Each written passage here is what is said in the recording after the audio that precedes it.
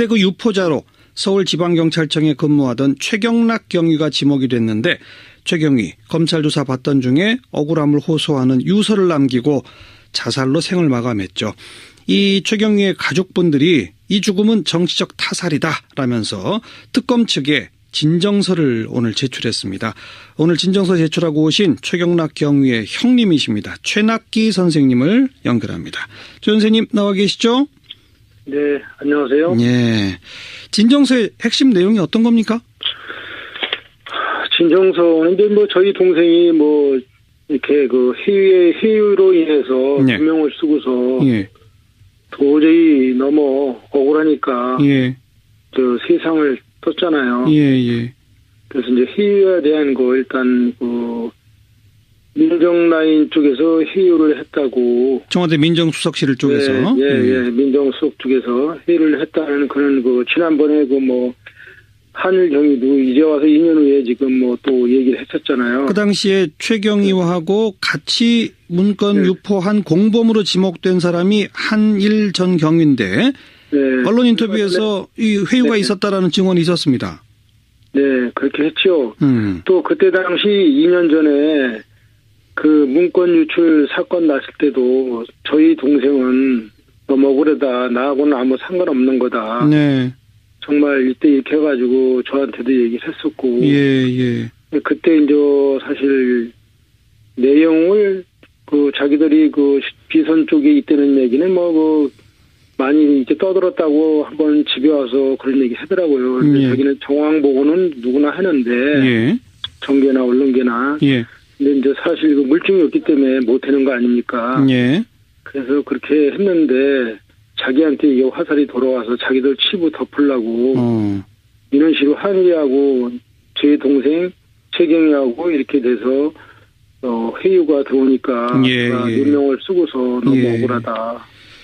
그 당시 민정수석실의 직원들이 뭐라고 회유를 했다는 거죠? 그때 이제 아마 체포되기 전이거든요. 체포되기 전에 한일 경위가 이제 연락이 와서 전화 통화를 했나 봐요. 퇴근해가지고 오자마자. 민정라인 쪽에서 회유가 들어왔다. 그러니까 좀 빨리 좀 보자. 이런 식으로 해가지고. 그래서 동생이 집에 들어와서 밥도 제대로 못 먹고. 그러니까 민정라인에서는 최경락, 한일 두 사람이 그냥 다 뒤집어 쓰고 끝내자. 이런 식의 회유가 왔다. 그렇죠. 이제 한일이 경위한테는 그렇게 이제 왔다고 그때 이제 얘기를 들었거든요. 그래서 동생이 이제 그날 나갔다가 참 얘기를 이제 하고 희유에 대한 거를 희유하면 안 된다, 당하면 안 된다. 정말 많이 동생이 얘기했더라고요. 저녁에 집에 들어가 와서 희유에 넘어갈 것 같다. 한일이가 약해서 큰일이다. 이러고 있다가 이제 동생이 그 다음날 아침에 출근하려고 그러는데 밑에 위로 와 있다 그러더라고요. 사람이 와 있다고. 그래서 체포된 거죠. 네, 그래서 체포됐습니다. 그리고 검찰에서 조사를 받는 과정에서는 동생분이 가혹행위도 당했다고 말씀하셨는데 어떤 가혹행위였습니까? 동생이 이제 그때 기각돼가지고 나왔잖아요. 영장 기각돼서. 심사. 그래서 이제 나왔는데 새벽에 와가지고 들어와서 우리 제수 씨한테 얘기를 했나 봐요. 이 소변도 못 보라게 하고 조사를 받으면서 식사 때를 넘겨가지고 밥도 안 주고 굶어가지고 그냥 지금 아주 죽겠다고 그런 얘기를 집에 와서 해면서 그냥 식사 제공도 안 하고 화장실도 못 가게 했다. 그런 식의. 그런 얘기를 했다는 거예요. 그러면서 동생이 그냥 너무 힘들어가지고 그러고. 알겠습니다. 그러면서 이렇게 소용돌이에 내가 휘말려서 여기에 이런 거에 지금 너무 힘들다 그러면서 이게 이길 가능성이 없는데 이거 어떻게 하면 좋냐. 알겠습니다. 그 당시에 청와대 민정비서관이 우병우 비서관, 그 후에 이제 민정수석으로 승진한 거 아니겠습니까? 그렇죠. 바로 그 민정비서관실의 직원들이 그런 회유와 겁박을 했다는 건데, 며칠 전 TV에서 우병우 전 수석 얼굴 보셨잖아요, 청문회. 느낌이 어떠셨어요? 정말 화가 치밀어 오르죠. 옆에 있으면 때려주고 싶은 그런 마음이죠. 우리 유가족은. 네. 국민들 모두 다 그랬을 거 아닙니까? 다. 네. 네. 지금 뭐 청문회 하는 거 보면은 오만방자한 그런 태도고 지금도. 예. 네. 그런 사람들이 뭐든지 청문회 때도 보면 모르세 하잖아요, 다. 일반 국민보다 네. 우리 저 가족분들은 정말 더 가슴이 찢어지겠군요. 네. 특검이 제대로 재수사해서 진짜 네.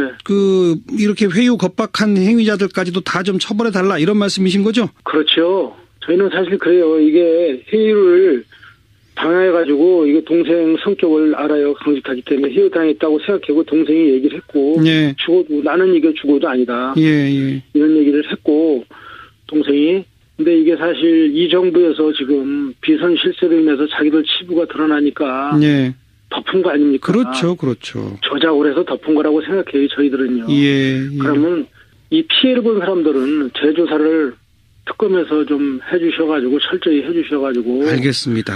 네, 명예회복을 시켜주고 죄진 사람은 벌을 줘야죠. 그렇죠. 특검 기대하면서 같이 좀 지켜보고요. 네, 오늘 인터뷰에 응해주셔서 고맙습니다.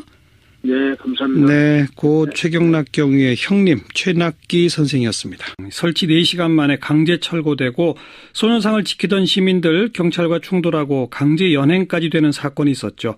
그 이후에 동구청 업무가 마비될 정도로 시민들의 항의가 빗발쳤고 결국 동구청이 평화의 소녀상 설치를 허가해서 오늘 설치를 마쳤답니다.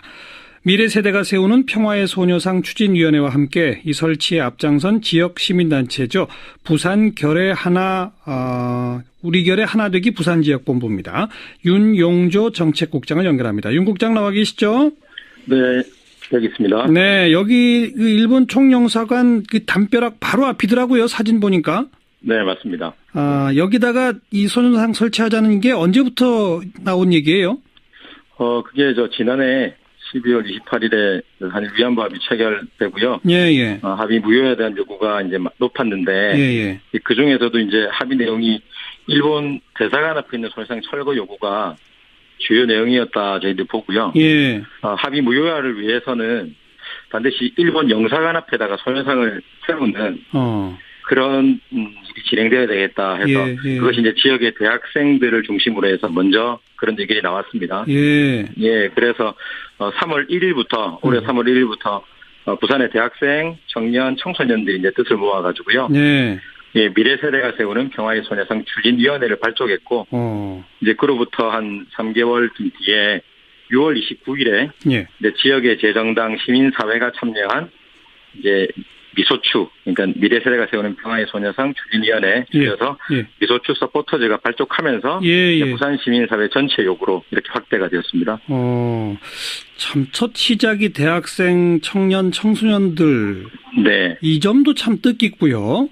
네. 그다음에 지역 시민단체나 정당들은 그냥 그들을 돕는 서포터즈로 참여했다는 것도 참 뜻깊네요. 네. 그래도 시간이 꽤 걸렸어요. 1년 만에 이게 완성이 됐군요. 네, 저희가 원래 목표가 이제 12월 28일, 그러니까 작년 12월 28일로부터 1년이 된 12월 28일에 다시 건립하자 영사관 앞에 그렇게 목표를 하고 시작했고요. 그렇군요. 네, 그것이 이제 진행이 된 것입니다. 그래서 딱 12월 28일 날 설치를 하신 거군요. 네네네. 근데 일부 언론에서 뭐 기습 설치 이런 표현이 있던데. 네네. 그건 그렇게 할 수밖에 없었던 겁니까? 네, 저희가 원래 같으면 인도 위에 조형물 설치에 있어서는요, 이제 공익적 성격이 있으면, 관할 지자체장의 재량에 따라서 설치 허가가 가능한 것으로 알고 있습니다. 그래서 저희가 부산 동구청과 한 3차례 이상의 면담을 진행했었고요. 근데 그때마다 동구청에서는 뜻은 좋으나, 법에 따라서, 도로법에 따라서는 불할 수밖에 없다. 라는 입장만 계속 되풀이했습니다. 그래서 저희가 부산 동구에 보면 부산 진역이라고 있는데요. 부산 진역 앞에 보도에도 조형물이 설치가 돼 있어요. 그래서 그건 이제 구청장의 재량권에 따라서 진행된 것이거든요. 그렇죠. 그래서 저희가 평화의 소녀상은 어떤 조형물보다 공익적이고 이제 다수 시민의 요구가 담긴 것이다. 허가 못할 이유가 없다. 라고 판단했는데 계속 이제 일본의 눈치를 보는 듯한 입장을 보이시면서 이 정당한 부산 시민 요구를 재량권이 있어도 자꾸 거부하시니까 예, 저희가 이제 항의 차원에서 예, 기습 설치를 할 수밖에 없었습니다. 특히나 이제 면담 중에 12월 26일에는 저녁부터 이제 24시간 동구청 직원들을 동원한 기습 설치 대비반을 운영하고. 그래요? 경찰 병력을 막 강화시키니까 이거는 도저히 안 되겠다. 설치가 해서 저희도 이제 방안을 마련한 게 불가피하게 기습 설치를 시도해서 저희 뜻을 피력하고 싶었던 겁니다. 그러니까 구청 직원이나 경찰들이 24시간 그 도로변에 있었군요. 영상을 앞을 지키겠다고 막아섰습니다. 근데 그 막아선 경찰관이나 동구청 직원들을 뿌리치고 설치를 하신 거고. 네, 저희가 하여튼 그 틈을 딱 타서 이렇게 놨던 겁니다. 네. 그리고 나서 다시 그냥 뺏어가 버렸잖아요. 네, 순식간에 저희는 이제 소녀상을 설치하게 되면 이것이 국민적인 사안이고 요구기 때문에 함부로 이렇게 손대지 못할 것이다라고 생각한 측면도 있었습니다. 근데 손을 댔군요. 네, 예상보다 너무나 빠르게 강제 연행을 다하고 그냥 철거를 해갔습니다. 이렇게 철거 과정 중에서 훼손도 있었고요. 훼손이 어디가 훼손됐어요? 이렇게 소녀상 밑부분이 아이고. 들어올리는 과정에서 부러지거나 떨어져 나가게 됐습니다. 그때 그 경찰들하고 시민분들하고 막 몸싸움도 있던데 혹시 다치신 분 없어요? 네, 그때 이제 지키려고 했던 학생들이나 시민분들이 끝까지 소녀상을 붙들고 있다가 끌려가면서 들키거나 아니면 멍이 들거나 밟히거나 해서 허리가 다치신 분도 있고요. 그래서 병원으로 실려가서 진단받고 치료받고 하신 분도 계시고 좀 많은 그런 시에는 있었습니다. 그 몇몇 분 연행됐었잖아요. 네, 지금 15명 정도가 학생까지 포함해서 연행됐었고요. 이제 시민들이 요구해서 이게 큰 문제가 없는 행동이었기 때문에 그 28일 연행자들은 어제 29일자로 다 나왔습니까? 나왔습니다. 그리고 불과 하루 만에 동구청이 입장을 바꿨습니다. 네네네. 어떻게 생각하세요? 저희도 이제 이렇게 전격적으로 이렇게 반환과 설치가 이뤄질 줄을 솔직히 예상을 못했습니다. 왜냐하면 철거나 연행 과정에서 보면 너무나 강경한 입장이었고요.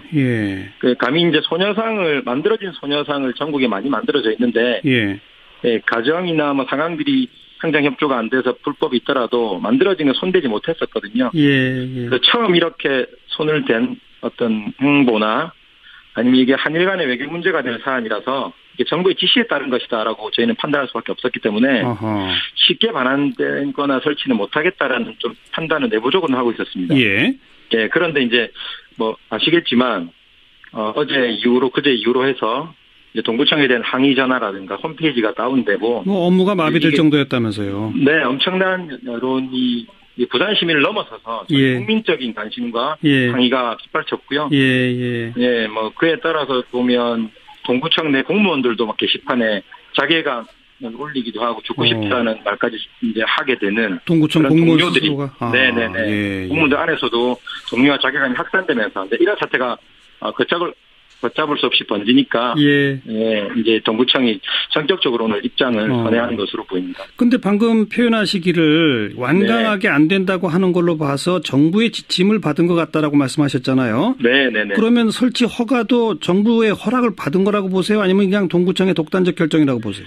그것까지는 저희도 참 판단할 수 없는데 그냥 이게 설치되기 전에 일본 영사도 이제 절대 설치가 안 된다. 영상안이 보이는 그 어디에도 소녀상은 안 된다라는 공문을 보냈었고요. 이제 외교부나 이제 부산시는 입장이 동구청에 관할 권한이니까 동구청이 알아서 할 일이다라는 식으로 입장을 발표했지만 이게 일본이 계속해서 항의하고 하는 입장에서 동구청만이 쉽지 않은 문제다라고 판단을 했는데 오늘 이제 구청 박삼석 동구청장이 뭐라고 하시냐면 마지막 끝에 이거는 더 이상 지자체가 관할할 선을 넘은 것 같다. 저희한테는 책임이 없는 거다 이미. 국가가 알아서 할 문제인 것 같다라고 이야기하시면서 오늘 이제 허가가 된 겁니다. 그러니까 이거는 나로서는 동구청장으로서는 시민의 반발 때문에 허가할 수밖에 없다. 그러니 너무 큰 사안이다. 나머지 책임은 정부 중앙정부가 져라 이런 식으로. 그런 입장을 피력하시면서 알겠습니다. 서울에 있는 그 소녀상에 대학생들이 지금 1년께 계속 지키고 있잖아요. 24시간. 혹시 부산 그 소녀상도 그런 지킴이 활동 계획하세요? 저희도 소녀상 지킴이 활동 계획을 하고 있는데요. 24시간 농성보다는 이제 추진할 것은 동구청이나 부산시에다가 공공조형물 등록 요구를 할 거고요. 법적으로 아예 등록을 하자? 네네, 등록해서 이게 보호가 될 수 있도록 할 거고, 아니면 소녀상 설치 조례가 이번에 서울에서는 제정되는 것으로 알고 있습니다.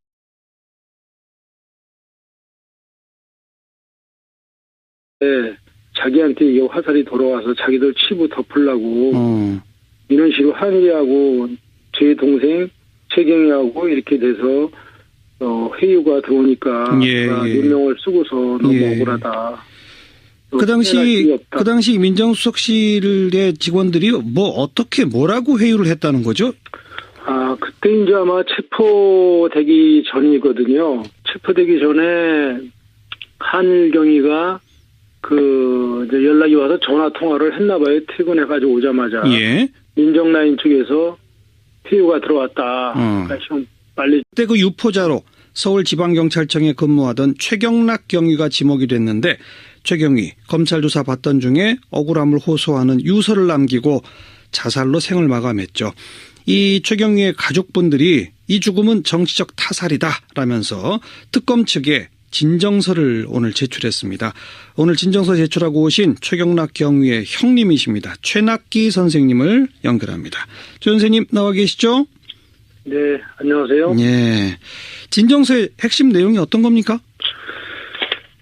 진정서는 이제 저희 동생이 이렇게 회의에 좀 보자 이런 식으로 해가지고. 예. 그래서 동생이 집에 들어와서 밥도 제대로 못 먹고. 그러니까 민정라인에서는 최경락, 한일 두 사람이 그냥 다 뒤집어 쓰고 끝내자 이런 식의 회유가 왔다.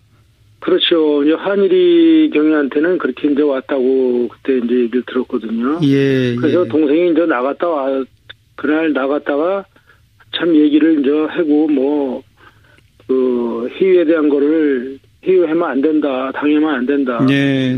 많이 동생이 얘기했더라고요. 저녁에 집에 들어가 와서 회유에 넘어갈 것 같다. 한리가 약해서 회유로 인해서 누명을 쓰고서 도저히 너무 억울하니까 세상을 떴잖아요. 그래서 이제 회유에 대한 거 일단 민정라인 쪽에서 회유를 했다고. 청와대 민정수석실 쪽에서. 민정수석 쪽에서 회유를 했다는 그런 지난번에 한일 경위도 이제 와서 2년 후에 지금 또 얘기를 했었잖아요. 그 당시에 최경희하고 같이 문건 유포한 공범으로 지목된 사람이 한일 전 경위인데 언론 인터뷰에서 이 회유가 있었다라는 증언이 있었습니다. 네, 그렇게 했죠. 또 그때 당시 2년 전에 문건 유출 사건 났을 때도 저희 동생은 너무 억울하다. 나하고는 아무 상관없는 거다. 네. 정말 이때 이렇게 해가지고 저한테도 얘기를 했었고. 그때 이제 사실 내용을 자기들이 비선 쪽에 있다는 얘기는 많이 이렇게 떠들었다고 한번 집에 와서 그런 얘기 하더라고요. 자기는 정황 보고는 누구나 하는데 정계나 언론계나. 근데 이제 사실 물증이 없기 때문에 못 하는 거 아닙니까? 그래서 그렇게 했는데 정말 화가 치밀어 오르지요. 옆에 있으면 때려주고 싶은 그런 마음이죠. 우리 유가족은. 국민들 모두 다 그랬을 거 아닙니까? 다. 지금 청문회 하는 거 보면은 오만방자한 그런 태도고 지금도. 그런 사람들이 뭐든지 청문회 때도 보면 모르세 하잖아요, 다. 일반 국민보다 우리 가족분들은 정말 더 가슴이 찢어지겠군요. 네. 특검이 제대로 재수사해서 진짜 이렇게 회유 겁박한 행위자들까지도 다 좀 처벌해 달라 이런 말씀이신 거죠? 그렇죠. 저희는 사실 그래요. 이게 회유를 당해가지고 이게 동생 성격을 알아요. 강직하기 때문에 회유 당했다고 생각하고 동생이 얘기를 했고 죽어도 나는 이게 죽어도 아니다. 이런 얘기를 했고 동생이. 근데 이게 사실 이 정부에서 지금 비선 실세로 인해서 자기들 치부가 드러나니까 덮은 거 아닙니까? 그렇죠. 조작을 해서 덮은 거라고 생각해요. 저희들은요. 그러면 이 피해를 본 사람들은 재조사를 특검에서 좀 해주셔가지고 철저히 해주셔가지고 알겠습니다. 명예 회복을 시켜주고 죄진 사람은 벌을 줘야. 가혹행위였습니까? 동생이 이제 그때 기각돼가지고 나왔잖아요. 영장 기각돼서. 심사. 그래서 이제 나왔는데 새벽에 와가지고 들어와서 우리 제수 씨한테 얘기를 했나 봐요. 이 소변도 못 보라게 하고, 그 조사를 받으면서 식사 때를 넘겨가지고 밥도 안 주고 굶어가지고 그냥 뭐 지금 아주 죽겠다고 그런 얘기를 집에 와서 막 해먹어서 그냥 식사 제공도 안 하고 화장실도 못 가게 했다 그런 식의 그런 얘기를 했다는 거예요. 그러면서 막 동생이 그냥 너무 힘들어가지고 막 그러고 알겠습니다. 그러면서 이렇게 소용돌이에 내가 휘말려서 여기에 이런 거에 지금 너무 힘들다 그러면서 이게 이길 가능성이 없는데 이거 어떻게 하면 좋냐. 알겠습니다. 그 당시에 청와대 민정비서관이 우병우 비서관, 그 후에 이제 민정수석으로 승진한 거 아니겠습니까? 그렇죠. 바로 그 민정비서관실의 직원들이 그런 회유와 겁박을 했다는 건데, 며칠 전 TV에서 우병우 전 수석 얼굴 보셨잖아요, 청문회. 네. 느낌이 어떠셨어요? 정말, 한일경위가 이제 연락이 와서 전화 통화를 했나봐요. 퇴근해가지고 오자마자. 민정라인 쪽에서 회유가 들어왔다. 그러니까 좀 빨리 좀 보자. 이런 식으로 해가지고. 그래서 동생이 집에 들어와서 밥도 제대로 못 먹고. 그러니까 민정라인에서는 최경락, 한일 두 사람이 그냥 다 뒤집어 쓰고 끝내자 이런 식의 회유가 왔다. 그렇죠. 이제 한일이 경위한테는 그렇게 이제 왔다고 그때 이제 얘기를 들었거든요. 그래서 동생이 이제 그날 나갔다가 참 얘기를 이제 하고 회유에 대한 거를 회유하면 안 된다, 당하면 안 된다. 정말 많이 동생이 얘기했더라고요. 저녁에 집에 들어가 와서 회유에 넘어갈 것 같다. 한리가 약해서 큰일이다. 이러고 있다가 이제 동생이 그 다음날 아침에 출근하려고 그러는데 밑에 내려와 있다 그러더라고요. 사람이 와 있다고. 그래서 체포된 거죠. 네, 그래서 체포됐습니다. 그리고 검찰에서 조사를 받는 과정에서는 동생분이 가혹행위도 당했다고 말씀하셨는데 어떤 때 그 유포자로 서울지방경찰청에 근무하던 최경락 경위가 지목이 됐는데 최 경위 검찰 조사 받던 중에 억울함을 호소하는 유서를 남기고 자살로 생을 마감했죠. 이 최경위의 가족분들이 이 죽음은 정치적 타살이다라면서 특검 측에 진정서를 오늘 제출했습니다. 오늘 진정서 제출하고 오신 최경락 경위의 형님이십니다. 최낙기 선생님을 연결합니다. 최 선생님 나와 계시죠? 네, 안녕하세요. 진정서의 핵심 내용이 어떤 겁니까? 진정서는 이제 저희 동생이 이렇게 회유로 인해서 누명을 쓰고서 도저히 너무 억울하니까 세상을 떴잖아요. 그래서 이제 회유에 대한 거 일단 민정라인 쪽에서 회유를 했다고. 청와대 민정수석실 쪽에서. 민정수석 쪽에서 회유를 했다는 그런 지난번에 한일 경위도 이제 와서 2년 후에 지금 또 얘기를 했었잖아요. 그 당시에 최경위하고 같이 문건 유포한 공범으로 지목된 사람이 한일 전 경위인데 언론 인터뷰에서 이 회유가 있었다라는 증언이 있었습니다. 네, 그렇게 했죠. 또 그때 당시 2년 전에 그 문건 유출 사건 났을 때도 저희 동생은 너무 억울하다. 나하고는 아무 상관없는 거다. 정말 이때 이렇게 해가지고 저한테도 얘기를 했었고. 그때 이제 사실 내용을 자기들이 비선 쪽에 있다는 얘기는 많이 이렇게 떠들었다고 한번 집에 와서 그런 얘기 하더라고요. 자기는 정황 보고는 누구나 하는데 정계나 언론계나. 근데 이제 사실 물증이 없기 때문에 못 하는 거 아닙니까? 그래서 그렇게 했는데 자기한테 이게 화살이 돌아와서 자기들 치부 덮으려고 이런 식으로 한일이하고 제 동생 최경희하고 이렇게 돼서 회유가 들어오니까 누명을 쓰고서 너무 억울하다.